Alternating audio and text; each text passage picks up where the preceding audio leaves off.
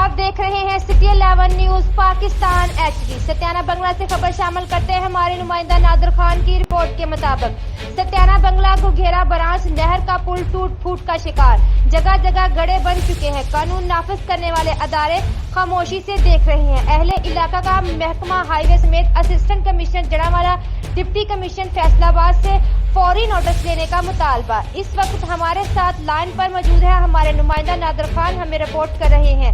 जी, इस वक्त मौजूद है सत्याना बंगला पर, जहां पे घुघेरा ब्रांच पुल टूट फूट का अरसा दराज से टूट फूट का शिकार है।